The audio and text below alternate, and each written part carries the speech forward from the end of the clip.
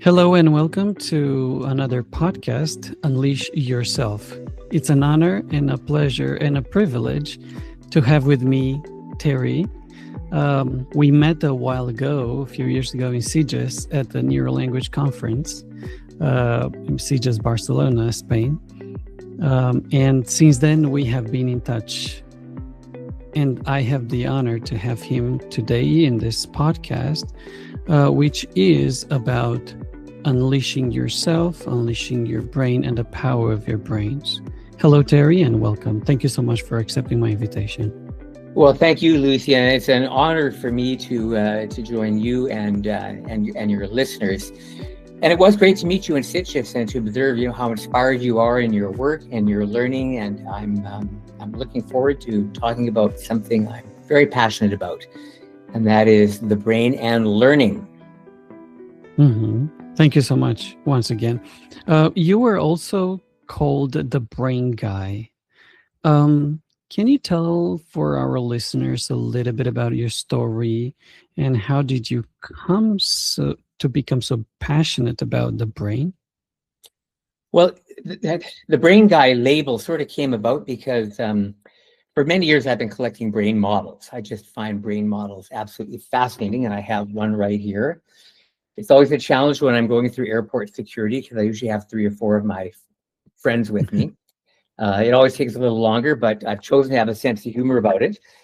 So yeah, I've had a strong interest in the brain. I've collected brain models for many years, but more importantly, my work has really revolved around the brain and learning and leadership and health and wellness. My background is in education, and that's what took me to Sitges to speak at the Neurolanguage Conference for teachers of English as a second language. But over the years, Lucian, I've taught elementary school, I've taught secondary school, I've taught at various universities. I have spoken all over the world. My clients include universities, businesses, corporations, lots of government groups, law enforcement, military, doctors, medical schools, and that kind of thing. So, I've always been fascinated by the brain and the brain's potential. And I love the title of your podcast, and that is to unleash yourself. One of the number one jobs of the brain is to make you, you. And so whatever, I know very few things for sure, but I know this for sure, that everybody listening to this podcast, and you and me as well, our brain all has a picture of itself.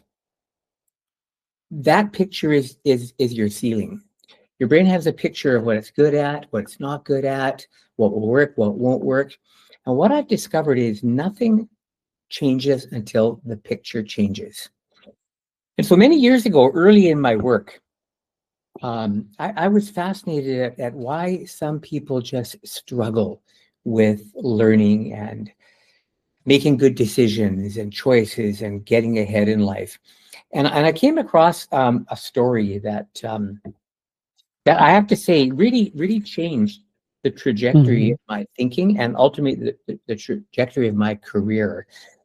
And it's a story I keep in my office. I have it right here. And with your permission, I'm going to read it as a way of kind of a cornerstone or an anchor for what we're going to talk about. So I'm working with students of all types, all abilities, lots of neurodiversity. And then I came across this story, and honestly, it really changed the way I looked at human potential and the way people learn. Because the brain thinks in pictures, and nothing changes until the picture changes. So I'm going to read to you. George Danzig was one of the top 4 or 5 mathematicians living in the world, an absolute math genius. At about age 25, he was head of a major university math department at that young age with a full PhD. I mean, if you think about it, age 25, he's heading up the math department at one of the biggest universities in the world. And here's his story about how his math genius came to be in his own words. And I love this story because it says so much about the brain, and it says so much about unleashing our potential. So here's this very short Mhm. story in his words. I was a mathematics student at the University of California, arriving late to class as usual. I quickly copied the two math problems from the blackboard, assuming that they were the homework assignment. When I sat down to work on them that evening, I found them to be the most difficult problems that my professor had ever assigned. Night after night, I worked first trying to solve one, then the other with no success, but I kept at it. Several days later, I made a breakthrough and I solved both problems. I took the homework to class the next day. My professor told me to leave it on his desk. His desk was piled up so high with papers that I was concerned my homework would get lost in the clutter. Reluctantly, I dropped it off and I went on my way. 6 weeks later, on a Sunday morning, I was awakened by a pounding on the front door.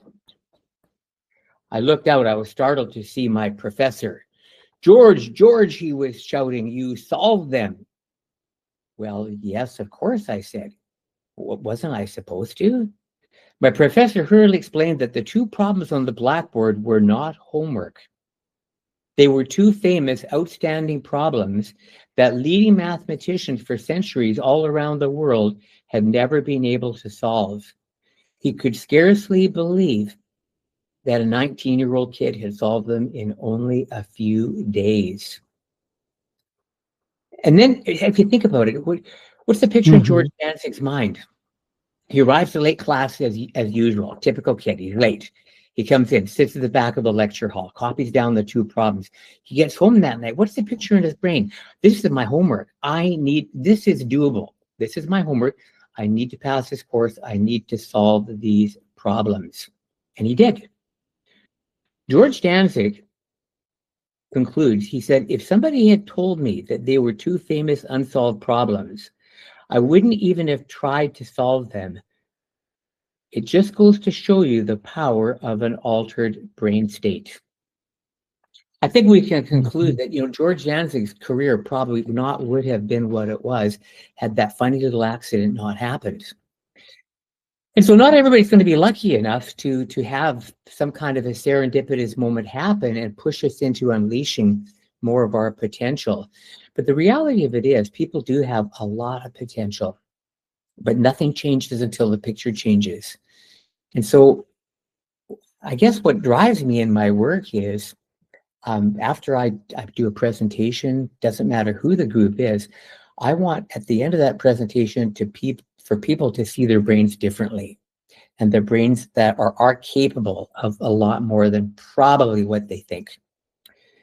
And so after that story, I thought about that story and I started to see my students differently. We started to have different conversations. Words can change the brain. Words literally can change a person's brain. They can change the tenor of a relationship. They can encourage a child's heart. They can help a coworker who's feeling discouraged about things that are going on at work, at home, in the world in general. So that's kind of how I got into this, and it just one talk led to another, and I've never advertised. It just has by word of mouth spread, and one day about 3 years ago, I wound up in Sitges, and I met you, and Very good. a whole bunch of other geniuses. Right. I That, remember that's it back then. Yeah, Yes. that's another thing too. That's kind of one of my taglines. In fact, it's part of my email signature, and that is, remember, you are a genius. Mhm. And the word genius, as I take it, I like to use the William James definition of genius. I think it's brilliant. William James, the founder of psychology in 1852 at Harvard University, said genius is the art of non-habitual thinking. Isn't that a great definition? Mhm. Love that he said art. Right. Genius is the art of non-habitual thinking, and that includes our brains, because We tend to have this comfortable view of ourselves, and your brain will align perceived reality to match the dominant picture that your brain has of you. So every now and then, I think there's two magic words when it comes to unleashing potential. And the two magic words are what ifs. What Mm-hmm. ifs. Premature judgment is the greatest killer of thinking and creativity out there, and we all rush to do it. We judge ourselves, we judge our abilities, we judge other people. We make assumptions all day long about everybody and everything. We have to. It's just part of living and survival. But because we make so many assumptions, some of them are bound to be wrong. And some of those wrong assumptions may include what we're capable of. And so that's me. That's kind of the work that I do in a nutshell. Thank you so much. I know there is much more than that. You said something that caught my attention. You change your picture and then you change your brain. Can you develop a little bit more this idea, and can you go more into what actually do you mean by that? Okay, so that's an excellent question. Thank you.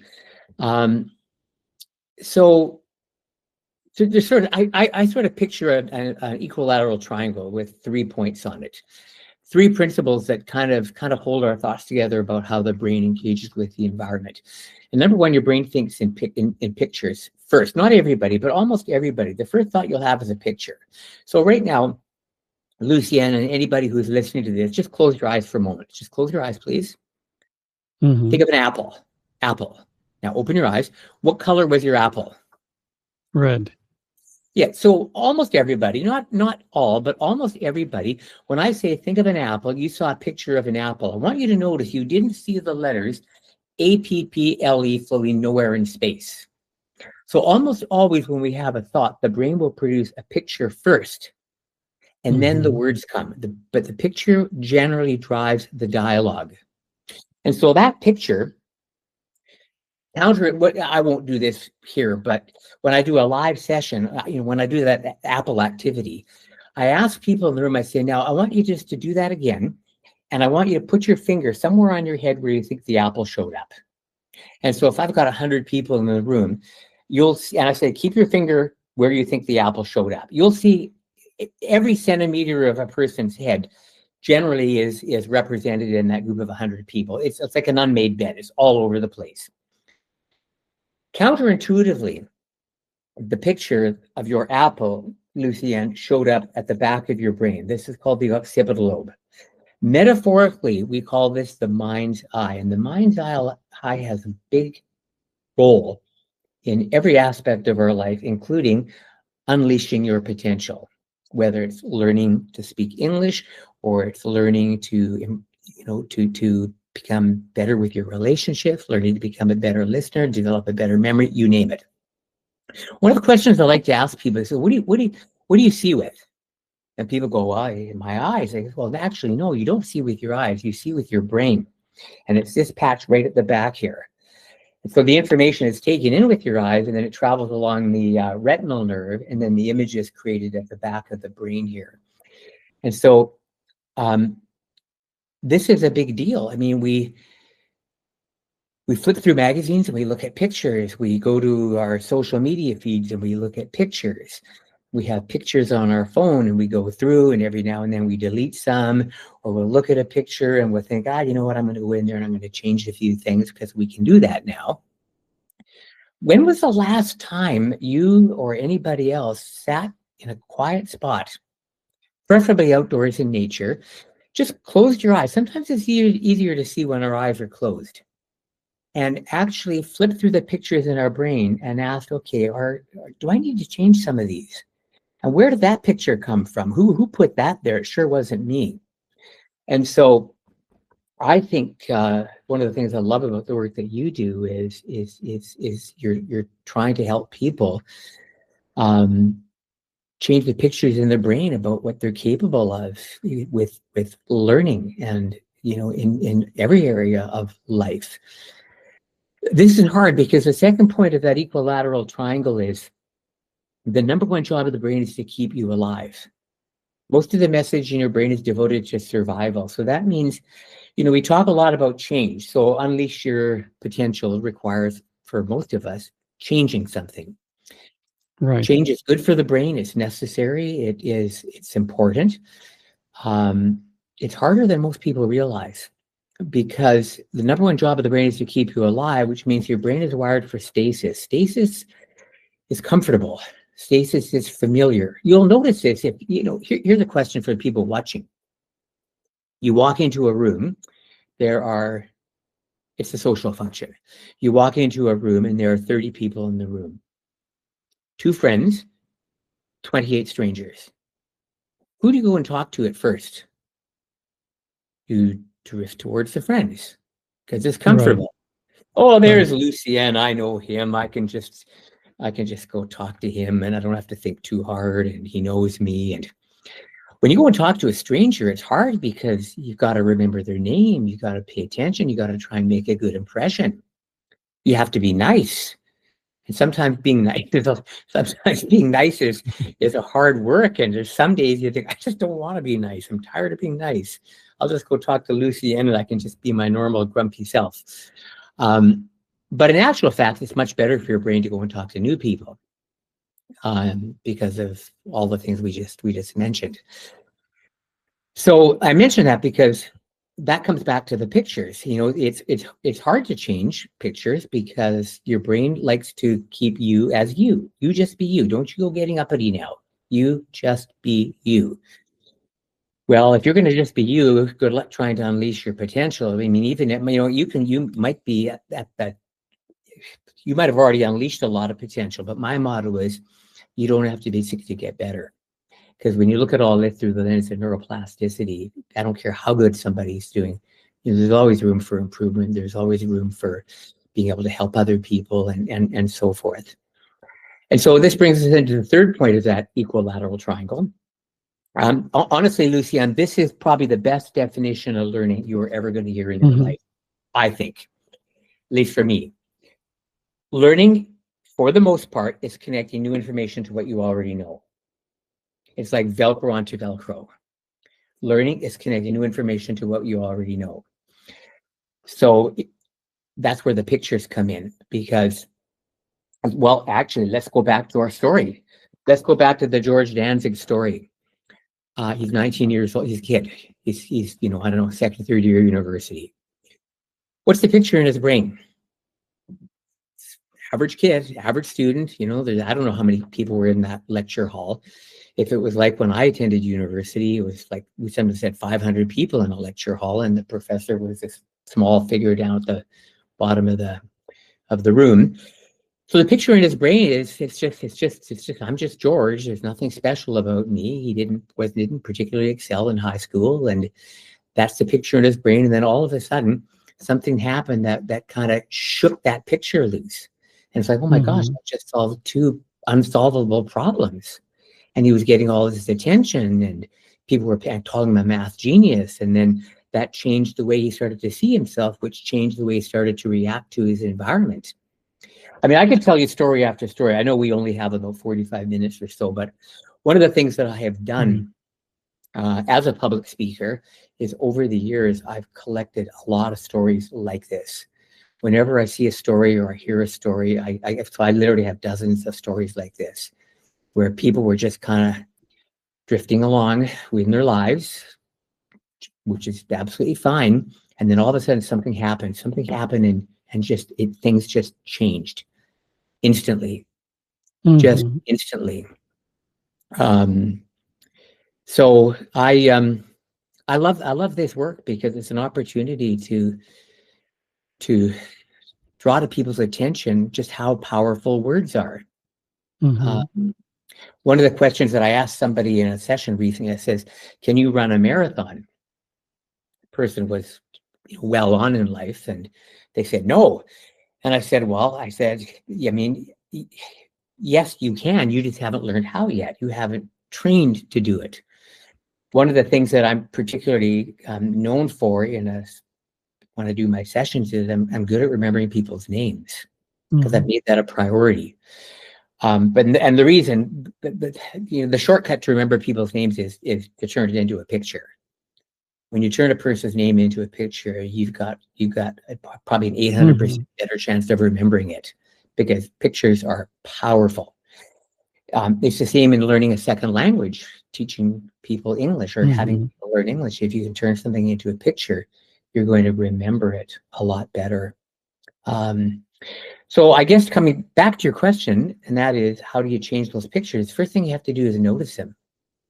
And then you don't have to believe everything that the voice inside your head says. You can learn to talk back to it.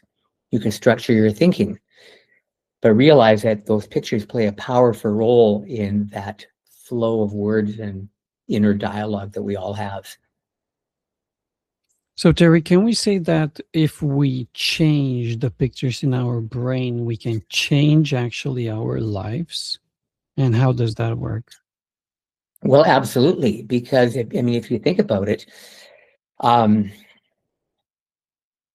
reality does exist. Of course, it exists, but we don't generally experience reality that often.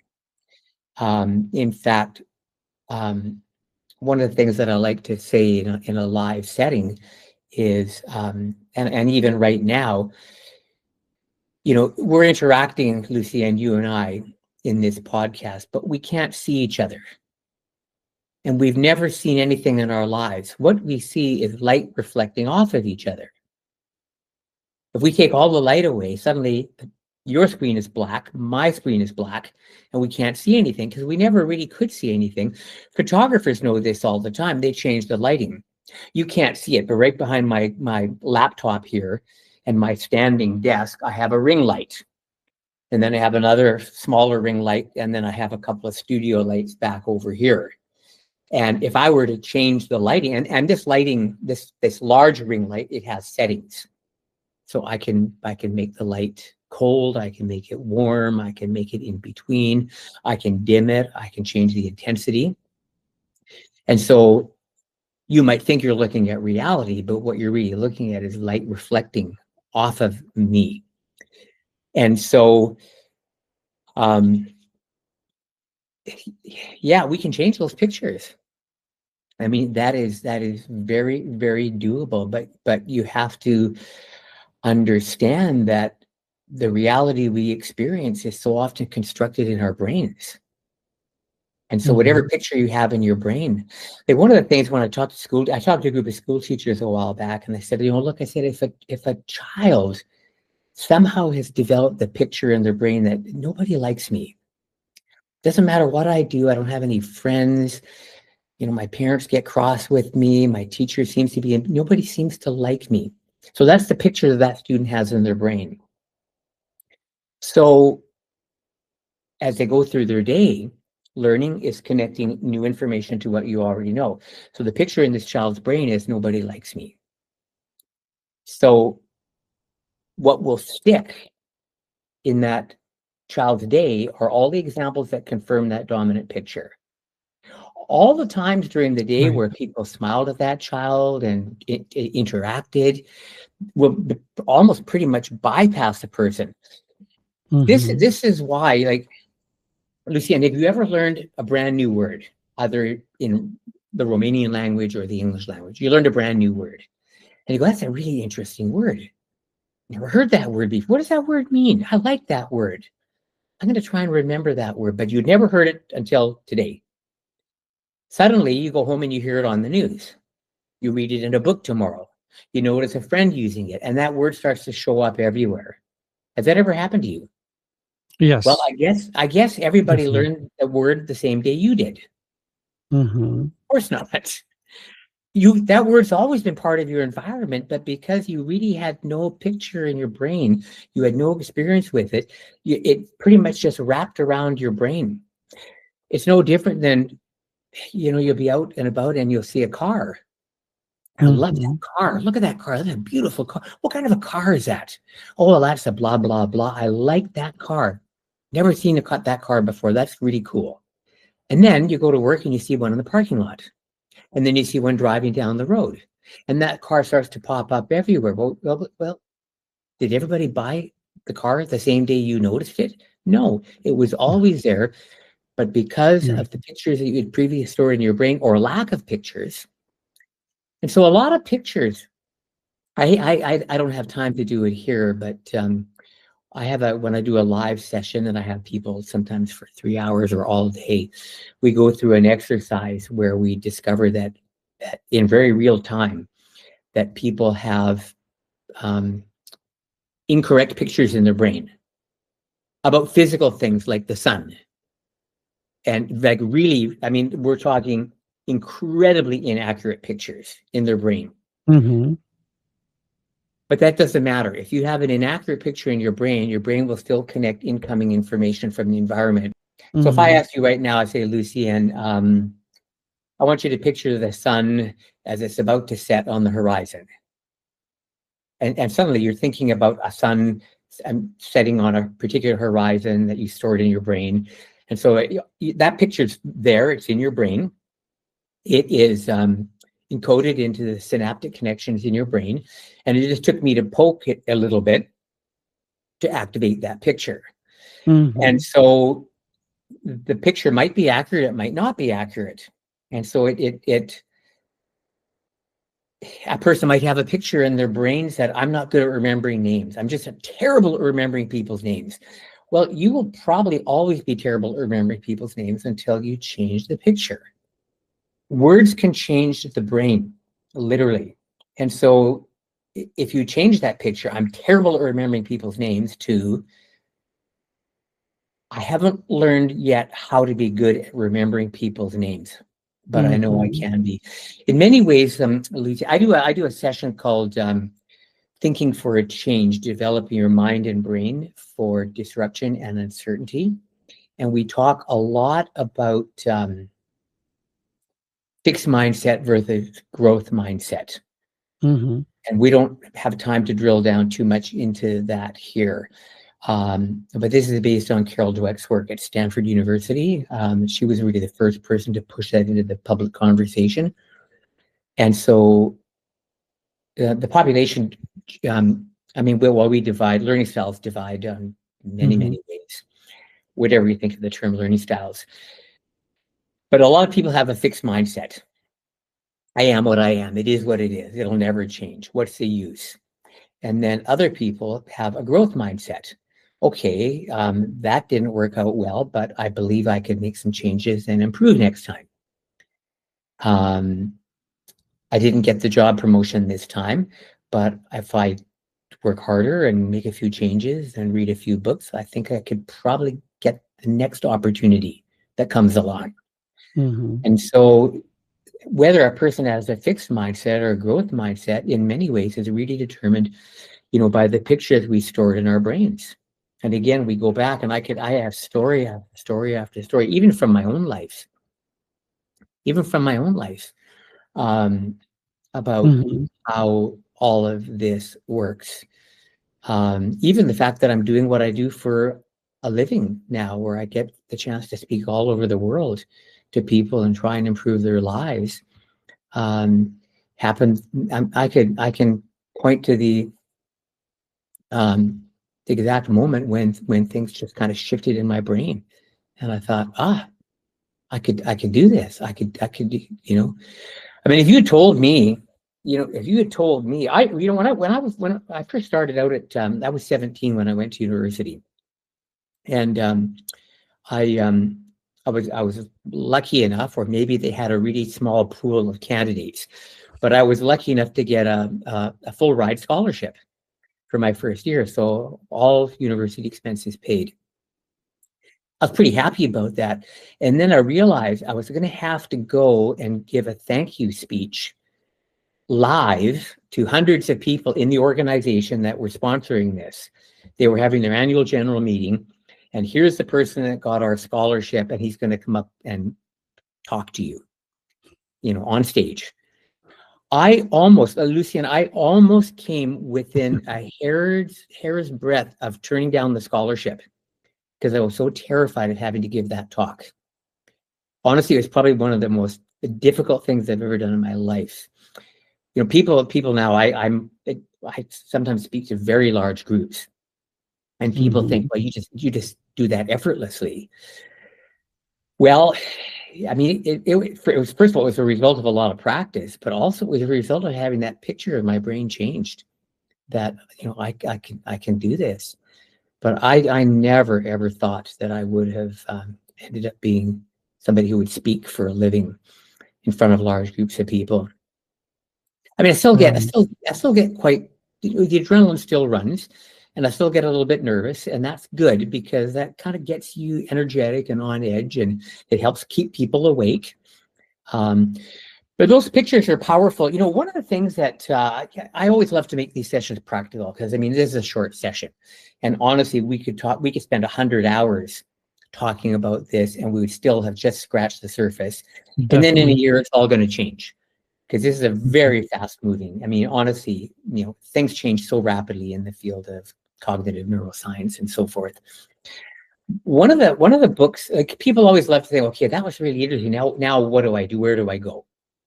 So there's an amazing book called "You Are Not Your Brain" by Dr. Jeffrey Schwartz. He's a practicing neuropsychiatrist, I guess you'd call him, from UCLA. The book Mhm. is called "You Are Not Your Brain." We have not talked a lot about neuroplasticity in here, but no doubt you certainly are, and your audience no doubt will be aware that your brain does change. You do grow connections throughout your lifetime, and those pictures that you have are stored in those connections in your brain, in the memories that we have. So there's a physical representation for the pictures in your brain. So Jeffrey Schwartz's book is first, it's very practical. Um, he calls it self-directed neuroplasticity, how you can change your brain. You can change those pictures in your brain through a process of what he calls attention density and quantum Zeno effect. And so one of the examples, I think, in his book is that, or maybe I heard this from somebody who read his book, but one of the examples that has stuck in my brain is, let's say there's a parent who, we're all busy. We're all busy. There's a lot of stress in the world, and people are anxious. And let's say somebody has young children, and maybe you were at home and it was dinner time, and one of your young children spilled their drink on the table, and you got Mhm. angry and lost your temper. So that's not great. That's not how parents want to be, right? So it happened.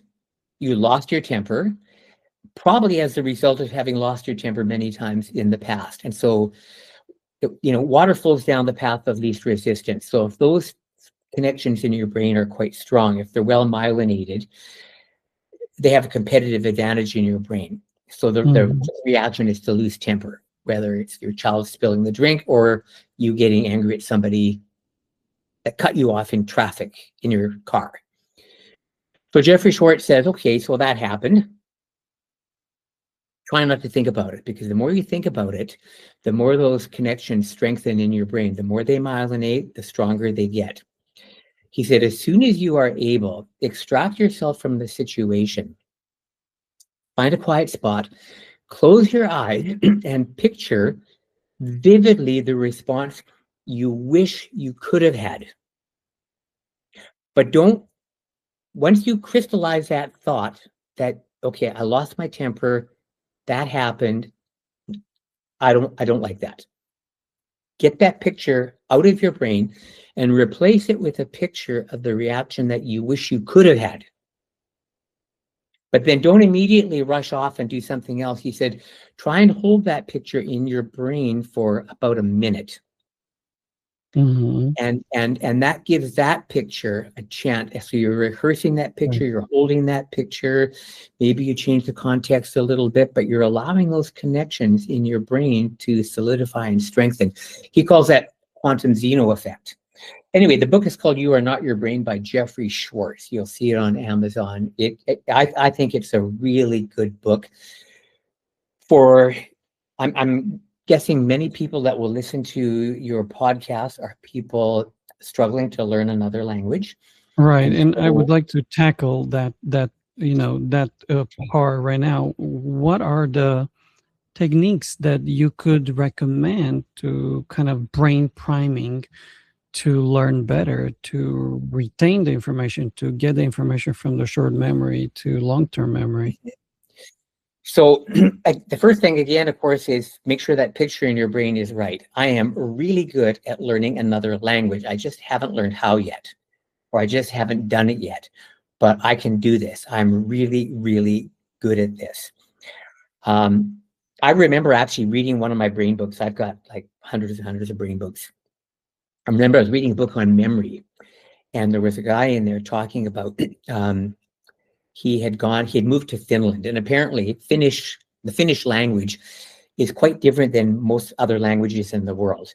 Like, I think if you learn to speak French, you probably find Spanish easier because there's a similarity. Apparently, my Finnish friends tell me the Finnish language is quite unique. And so he'd been in Finland for about 6 months as a business person, and he was not making much progress learning the Finnish language. And then he said he was out in a park one day, and he saw a man with a dog. And the man was speaking Finnish to the dog, and the dog was doing what the man told him to do. And he had this picture in his brain. Oh my gosh, this dog understands Finnish. Now, if that dog can understand Finnish, if that dog can master the language as much as a dog can, I can master Finnish. And he said that immediately after that, it changed the way he interacted with the language, and he learned to speak Finnish quite well. So that picture in the brain is important. In practical terms, in learning anything, you got to make sure your brain is in good shape. So, I mean, first of all, you can see I'm doing this session standing up. I do most of my learning standing up. And so practically speaking, for your listeners who are in learning mode, whether it's whatever they're learning, whether they're rehearsing to give us a speech or a keynote, whether they're trying to learn basic English vocabulary, try to get on your feet. When you're on your feet, you're burning 50% more calories than when you're sitting down.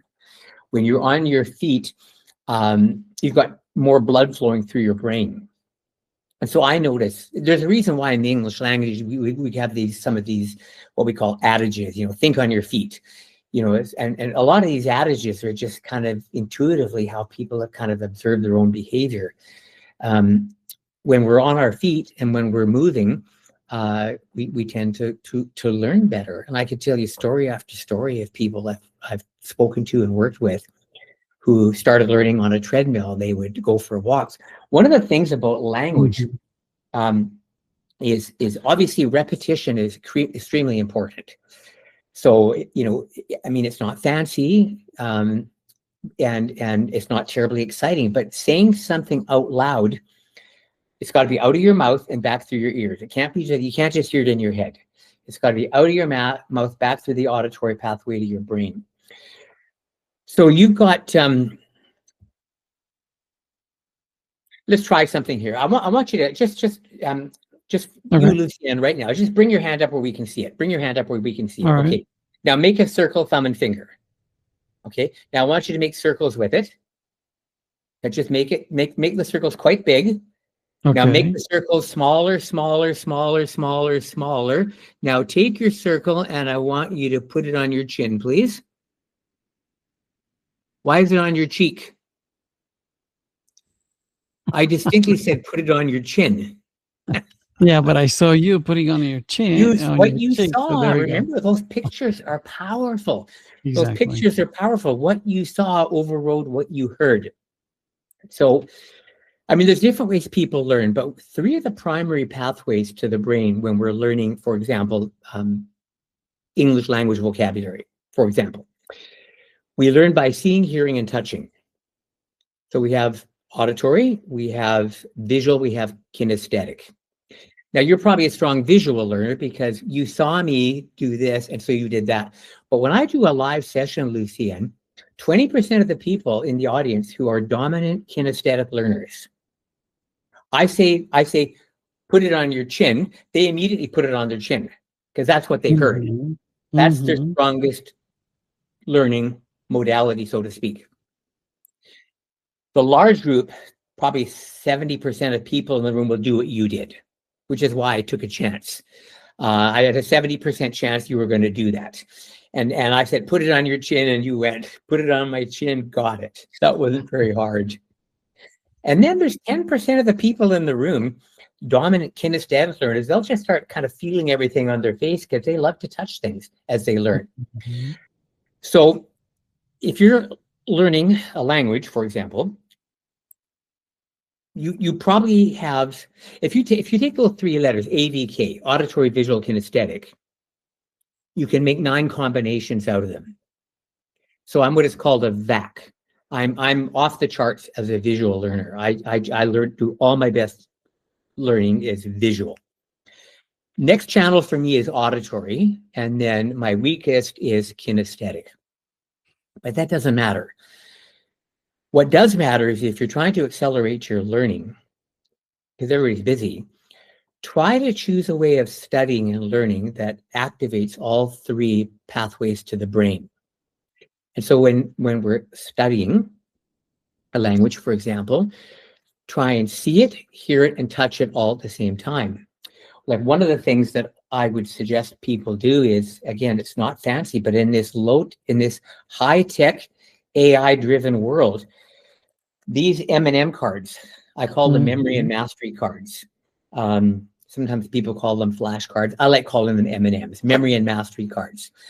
Putting the English word on one side and the Romanian word on the other side, or a phrase or conjugate verbs, it's a fantastic way to learn. You can take them for a walk around the neighborhood. You can rehearse it. You can say it out loud. I mean, you're out in the neighborhood, you've got your card, you're looking at it, you look at the Romanian word, you say the Romanian word out loud, you try to think of what the English word is. If you can say it, then you know it. Put it in your pocket because you already know that one. Most people tend to study what they already know because it's comfortable. It's easier. And the number one job of the brain is to keep us alive. I think you should study what you don't know. So one of the great things about these cards is, if you look at the word and you see the Romanian word, and then you look away and you say what you think the English word is, you flip it over and you go, oh, I got that. I'm right. You just take the card and you put it in your pocket. If you get the card wrong, or you can't remember what it was, say it out loud 4 or 5 times. Say it out loud 10 times. Try to make a picture out of it. Visualize yourself writing it in the sky. Visualize yourself carving it in the sand with a stick on a beach. Visualize yourself making a piece of jewelry out of this word. Try to create a picture out of it. And then that card you didn't get, but you did rehearse it a little bit. You put it to the bottom of the pile. And so eventually what happens is when you get a card right, it comes out of the pile. When you get a card wrong, it goes to the bottom of the pile. One of the things I love to do, Lucianne, is I love to save time because we're all busy. And so we have to be careful with multitasking because there are some challenges with that. However, if you're using 2 different parts of the brain, multitasking is generally a problem when you load 2 tasks into the same part of the brain. If you're putting 2 tasks into different parts of the brain, it's generally quite easy to do. There's a lot of misconceptions about multitasking out there. One of the things I encourage people to do is when you're working with your cards at home, why not make a recording out of them? Just kind of go through the cards, press the record button on whatever device you have, say the English word out loud, and then normally you would say the Romanian word out loud, and then normally you would say the English word out loud, but this time, only this time, just think it, because the tape is running. You want a blank space. Right. And then you flip the card over, you read the English word out. And you do that for all of your study material, right? Your cards, you do that. So you make maybe 30 minutes. You have a 30-minute tape of what it is you're trying to learn. While you're commuting to work, while you're preparing a meal in the kitchen, while you're out doing yard work, you can listen to the recording, and what it'll sound like now is it'll sound like you coming on with a stimulus, the Romanian word or phrase, and then there will be a blank space to give you time to say it, and then your voice will come in with the actual answer. And so that's kind of a way you can study while you're in your car, while you are, because it's hands free. You're not, you're not going to be a danger to other drivers on the road. You can use it while you're working out, while you're preparing a meal, while you're cutting the lawn, and so you can recover time, because everybody's busy, right? A lot of the people that you work with, I think, are business people, and they don't have a lot of Right. spare time. One of the beautiful things about the cards too is that you can you can shuffle them up so you get them in a different order every time. That's good for the brain, because sometimes if you do something in the same order, your brain can become dependent on the third card to remember the fourth card, and so you want to Right. shuffle it up every time. Another thing is you can just flip the cards over. So this time we do Romanian, try to remember English. Next time we do the English and try and remember the Romanian. And so you can learn it backwards and forwards and inside and out. You know, it was interesting when I asked you, think of an apple. Do you remember what color your apple was? Red. Yep. So your brain thinks in color. Not everybody, but for most Mhm. people, your brain thinks in color. Most people tend to do their notes all in one color. So when you add one extra color to your notes, does memory go up or down? Remember reading a study years ago that your attention goes up 13%. So one of the things that I do is, here's my Genius pen. You'll recognize these. These are these big 4-color pens. I call this my Genius pen. I Mhm. only use it for studying. I don't use it for writing grocery lists or notes to my wife. I just use it for studying. So this pen, first of all, triggers a picture in my brain. I only use this pen when I'm learning something. And so as soon as this pen is in my hand, my brain goes, oh, he's serious. It's time to get to work here. And so Mhm. just having this pen in my hand is a trigger for my brain to pay attention deeply. My attention density increases. So I could do the Romanian words in blue and I could do the English words in black.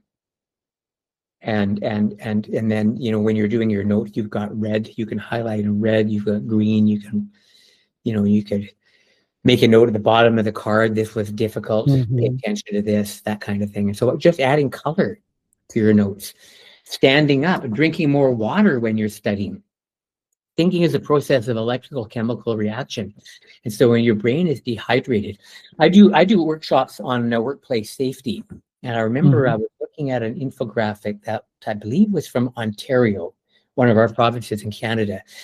And they were, I don't remember the exact numbers. I do have the infographic, but it was kind of like when your brain is 5% dehydrated. 5% isn't very much. You are way more likely to have a workplace accident with just 5% dehydration in your brain. And one of the challenges, people have to drink water. One of the things I did to prepare for our podcast today is I had a huge couple of glasses of water. The first one had some lemon squeezed into it to give my brain some glucose. And then the second Mhm. glass was just a glass of water to get my brain fully hydrated. Because a dehydrated brain slows down, we get lethargic, we get irritable. For the people that are listening, the next time you have a headache, instead of taking an aspirin, I'm not against aspirins. I mean, sometimes they're needed, but next time you have a headache, instead of taking an aspirin, drink a big glass of fresh water and see what happens. My guess is if you're like me, you probably will end up not needing that aspirin because the water will eliminate the headache. And so I do all kinds of workshops on techniques to study and to Mhm. learn and to be sharp. But honestly, for people learning the language, um, the term to remember is multi-tracking. Mhm. Multi-tracking. When you are, so you're seeing the cards, um, you're hearing the cards because you're saying them out loud, and you're touching the cards, you're playing with them. I even remember years ago reading a study that if you run your finger across the material as you're learning it, you remember it better. So when you're trying to learn anything, including another language, try to multi-track. Pick a method of studying that is you're hearing it, you're seeing it, and you're touching, you're manipulating something all at the same Hmm. time. And you're going to be, it won't always be possible, but try to use as many modalities as possible. And if you can be active when you study, sitting up is better than lying down. Standing up is better than sitting. Moving is better than standing up. And so the more active you are when you're learning, the more likely you are to be effective.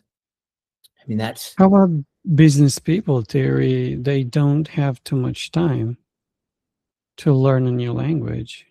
What are the tricks that you would recommend? yeah, I mean, it's hard. It's hard. And so I think, I think if you think about learning to play a musical instrument, so when you were a child, maybe you learned to play the piano. Is it better, Lucienne, if you, so let's say you're going to, or maybe at this point in your life, you just said, you know, I've always wanted to play the piano. I'm going to start learning to play the piano. Would it be better for you to practice for 2 hours every Saturday or 20 minutes every day? What do I you think? think 20 minutes every day. Yeah, it's called distributed practice. I mean, that's just common sense, right? And so people are busy. I mean, you're busy. That doesn't impede your learning. I'm busy as well. And I have a lot of learning to do every day. And so I look for small blocks of time. I look for ways to recover time. And one of the things about the cards, one of the things about being able to listen to audio things, it's great. I always carry a book with me wherever I go. And so if people are working through a language book, keep it with you. You know, it just, you can pull out your phone. I get that, but it's never good news. You know, it's just, it's all, the news is gloom and doom. And then it's maybe, you know, somebody asked you to pick up a loaf of bread on the way home. And I mean, I don't know, the last time I don't, What to generally expect? when I pull out my phone, it's not happy. It's not a happy time. But I carry a book with me. And so I go to the, you know what happens to the CN, you go to the bank. You go to the instant teller machine. There's always somebody in front of you trying to balance the federal deficit. So now you're just standing there waiting. So, you know, you pull out your phone and it's never good news. I've got my book with me. I'll read 2 or 3 pages. Like my goal on a daily basis, Lucienne, is to read 50 pages per day of a book. 50, 50. I need to in order to stay up to date and to be useful. And, you know, I go and talk to groups of people. I mean, the reason that I'm there and they're there is that we get something done and something Hmm. changes. If nothing, I mean, to state the obvious, if nothing changes, nothing changes. So, you know, learning is really about changing behavior. But I don't sit down and read 50 pages all at once. I'll read a couple of pages here and there. I just keep my book in my environment. I go to the bank. I got my book with me. I read a couple of pages.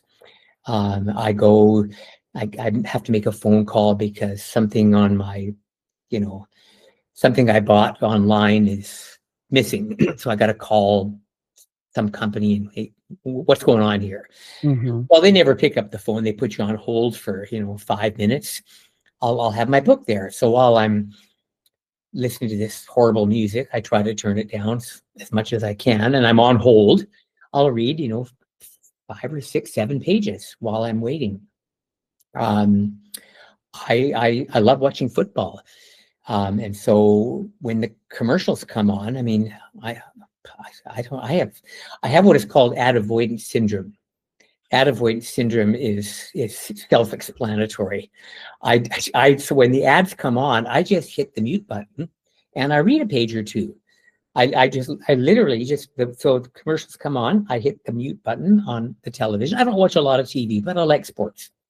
I hit the mute button and I just quickly walk across to the other side of the room there and I just read a page of my book.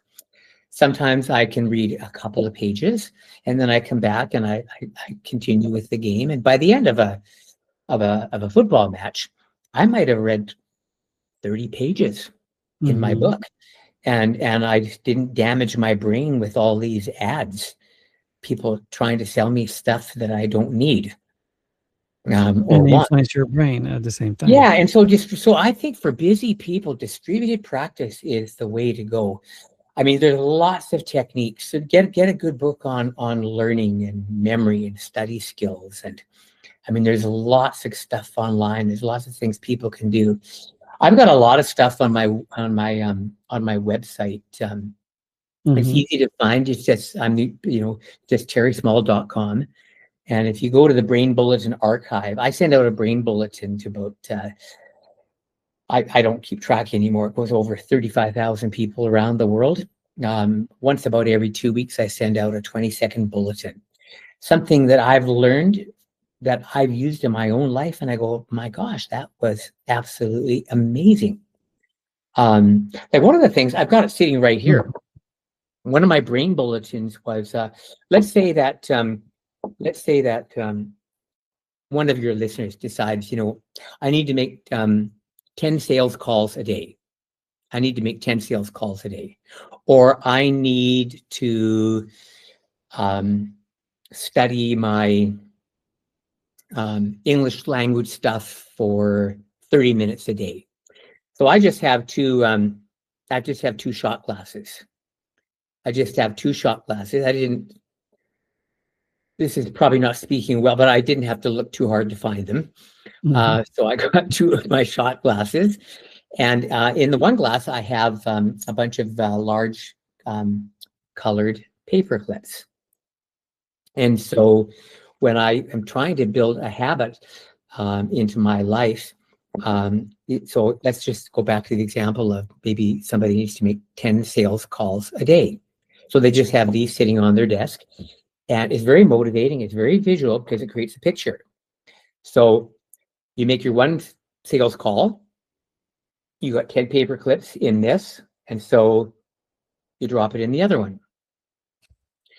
One of the things when I do workshops on leadership in the brain, I ask leaders to say, how important is it for you to encourage the people that you work with? And they go, very important. And they say, well, encouraging people or not is a habit. Brains get good at what they do. So decide how many people a day. You're not going to go home from the office until you've encouraged 7 people. You've made it your mission to either send them a note or go down the hallway, pop your head in the door and say, hey, I just wanted to say, and then say something that would make their day better. When you've done the first one, you just take a paper clip and you put it in here. And then later on during the day, you take your next paper clip and put it in here. And you don't get to go home until, and so if you're the last one out of the office and there's only 5 clips and there's 2 still here, then you get to write 2 quick emails to people that have already left the office and encourage them. And so you can do this to build habits about studying, learning, encouraging people, physical fitness goals, reading stuff Mm-hmm. in books. I show you this because there's lots of ways to hack the brain. And we could spend hours and hours and hours. Very creative, actually. Mm-hmm. Well, it just works. It just works, and it's simple. I mean, honestly, like so often we make things complicated. The Japanese have a wonderful word in the Japanese language called kaizen. Kaizen kind of just simply means doing little things well repeatedly, day after day after day, to get a big result. Do you know in the English language we don't have a word that means kaizen? I have to say Mm-hmm. all that. The Japanese say kaizen. So it's little things done repeatedly over a long period of time. And you can apply that to brain health. You can apply it to learning. You can apply it to relationships.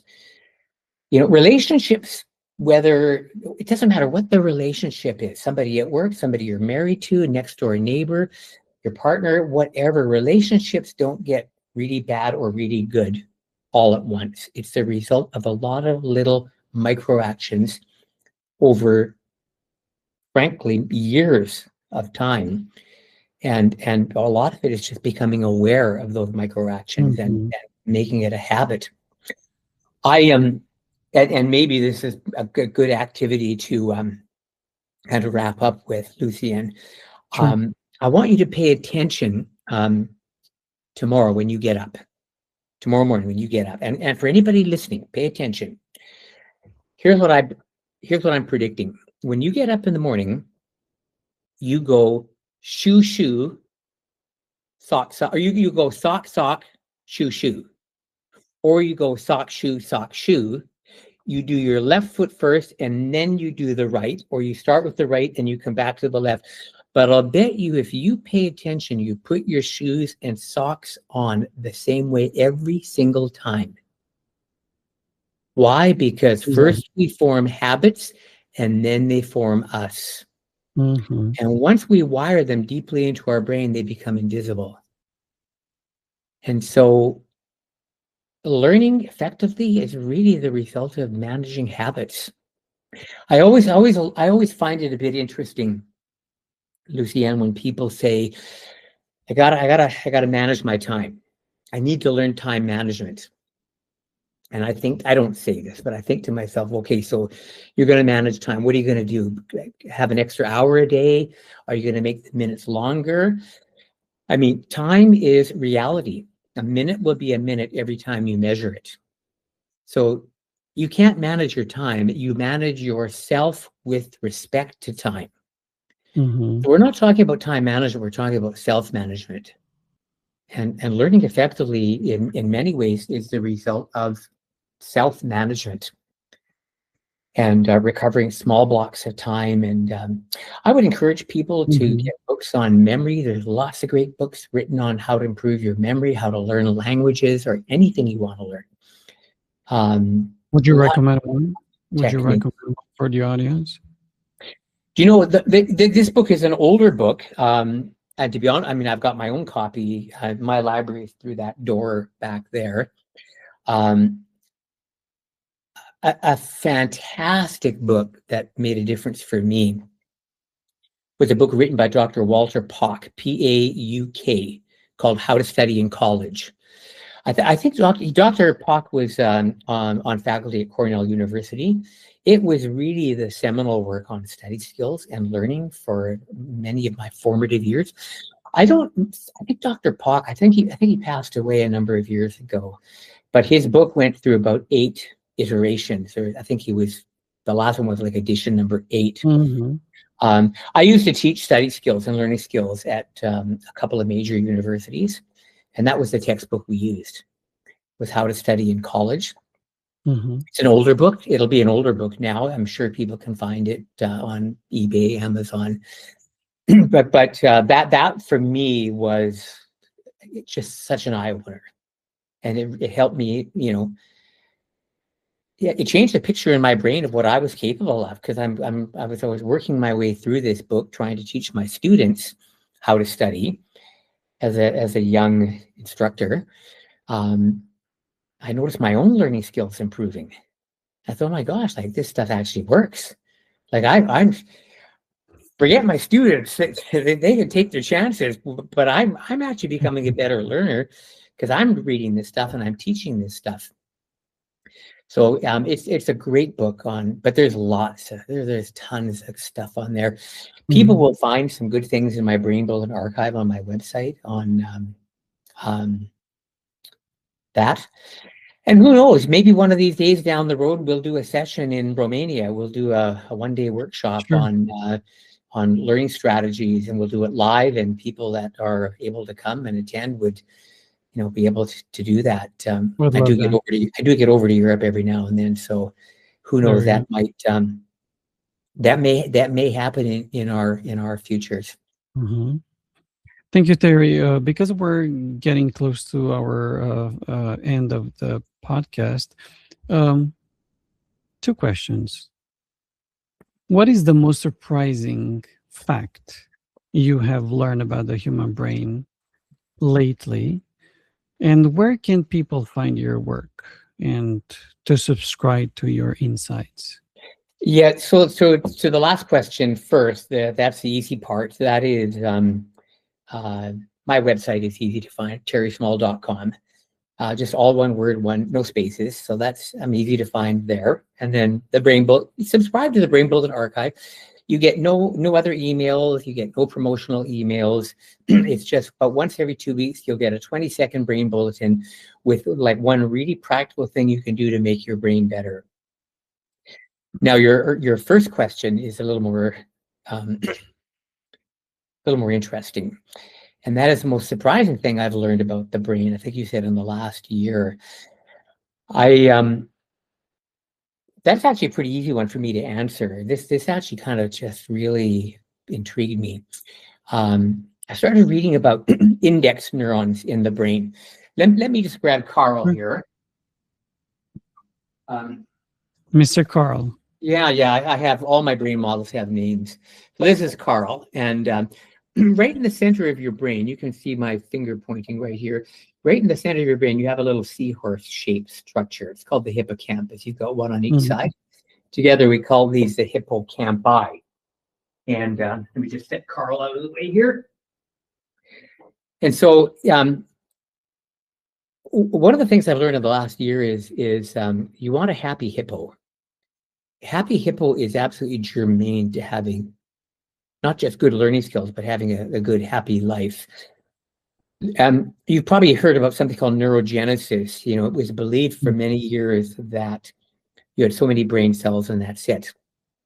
We now know that you can actually, throughout your lifespan, you grow brain cells, and this is called neurogenesis. And the primary place that those new brain cells show up are in your hippocampus. And so having a happy hippo, and this goes back to some of the work that Dr. Fred Gage did. And they found that what triggers neurogenesis, what causes these new brain cells to sprout in your hippocampus, which are very involved in keeping your memory sharp, is physical exercise. We've always known that exercise is good for your lungs and body and a lot of things. It turns out that your brain may be the greatest recipient of the benefit of physical exercise. And so that was very interesting. But that wasn't, I've known that for quite a few years. And so that's one of the reasons why I build daily exercise and movement into my day. What I learned, though, in the last year that has really intrigued me, and I think more research needs to be done in this area, is that in your hippocampus, you have index neurons. Memories are scattered throughout your brain. So I want you right now, Lucian, I want you to remember the day you graduated from high school. Do you remember the day you graduated from high school? Do you remember Not anything about really. the day? I remember the year, but not the day. Do you Probably in remember, June. was there a ceremony? Yeah, it was a ceremony, right? Okay, so I just poked your brain. I just poked your hippocampus, and you suddenly remembered, oh yeah, I remember we were, in a big room, and we walked across the stage, and I had a hat on. They gave me a diploma. So memories are scattered throughout your brain. And in your hippocampus, you have index neurons, and the index neurons are tagged in such a way that they can take the memories and the emotion that you were experiencing whenever you were remembering a memory, because emotion is encoded along with memories, and it pulls from different parts of the brain. It pulls this memory together, and you remember the evening that you graduated from high school. Those are called index neurons.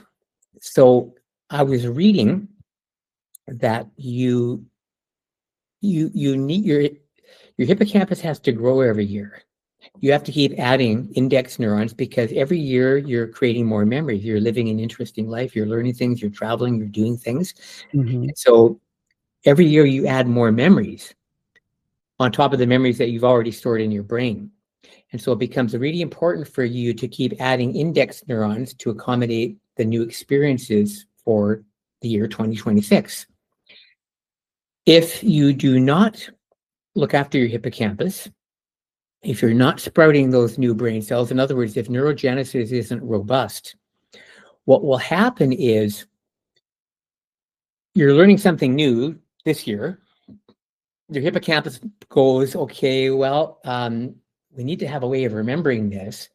And it's a jungle in your brain. So maybe, it kind of goes, well, Lucian hasn't thought about his high school graduation for a long time. those index neurons can be overwritten with new memories. And so now the index neurons that would have looked up your high school graduation have now been just like with your computer, it's been overwritten by new memories. Mm-hmm. So now you have memories in your brain of when you graduated from high school, but you can't find them. And Correct. so the epiphany that I had when I was kind of reading this is this is critical in terms of autobiographical memory. This is how we remember who we are, how we react, what are our values, what are our dreams, what are our aspirations. I mean, to be honest with you, I think I don't know this. This is just a hunch. I don't have anything to Mm-hmm. prove this. But everywhere I go, I see these days people losing their temper and reacting badly in public and saying things online that are just vile. And I think part of it is people are they're forgetting who they are, and they're losing some of their autobiographical memory, and so they're kind of behaving in a way that doesn't align with who they used to be, Mm-hmm. who they Mm-hmm. really are, and they're becoming something quite different. So for me, that was very interesting. And so I just, from that, in a practical sense, I thought, okay, that's good to know. I'm going to just keep exercising. I'm going to do my best to keep my neurogenesis and my hippo happy. So every now and then I get up in the morning and the picture I have in my brain is the hippopotamus.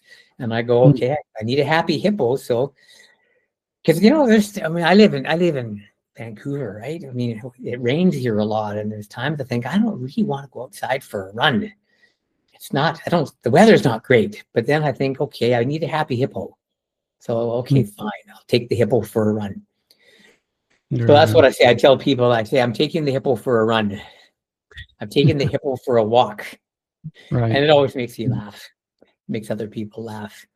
And so I think I just, my hope, Lucienne, is that people that might listen to this have a real interest in talking about the brain should be as natural as talking about the weather. Mm-hmm. And we can make our lives better. Again, that book I referenced earlier by Jeffrey Schwartz, "You Are Not Your Brain." It's a good read because you realize, you can change your brain, you can change your life. Mm-hmm. So Thank you there so you much, go. Terry. Thank you. A final word for the listeners, if you have, please. Well, a final word for the listeners. Well, first of all, if you've hung in for over an hour, I don't take your attention for granted. I'm always honored and humbled that anybody has an interest in anything that I have to say. But honestly, a final word for my listeners. Boy, be curious. Be curious. One of the things that I've really noticed, and maybe this will be the final thing that I say here, is we seem to be living in a very angry world, and there just seems to be lots of stress and hostility and impatience in the world. Remember, you cannot be angry and curious at the same time. You cannot be angry and curious at the same time. Anger is not a learning strategy. Anger is not a strategy. Impatience is not a strategy. Curiosity, on the other hand, can lead to a strategy. Mm-hmm. So I would just encourage people, when you're tempted to, maybe get angry or to prejudge something, try to replace it with curiosity and go, okay, I don't like what I'm hearing, but I wonder why this person thinks that. Why would this person say that? So if you're having coffee with somebody and they say something that you think is not okay based on your understanding of the world, I mean, instead of immediately rushing in and saying your thing or getting impatient or angry, maybe just replace it with, well, that's interesting. It seems like you have a reason for believing that. Tell me more. Mm-hmm. And then you're having this, and then it's a signal for the other person to let their guard down, and they're more likely to listen to you. And And so curiosity is like a muscle. I mean, if you exercise it, it gets stronger. If you don't, it can be replaced by anger and impatience and rigid assumptions. Remember, what we think, what we say, what we do is always based upon what we know, and what we know might be wrong. I've been lucky in my life, Lucy, and I've met some really great people. I mean, don't get me wrong, I think everybody's great. But when I say great, I mean, I've met a few people that rose to the absolute pinnacle of success in a very narrow field of endeavor. The red thread that combined all of them was humility. They were all humble. It almost seems like humility is a prerequisite for greatness. Being humble doesn't mean thinking less of yourself. It means thinking of yourself less. And it's been a pleasure and an honor to spend time with you. Thank you very much, Terry. I really appreciate it.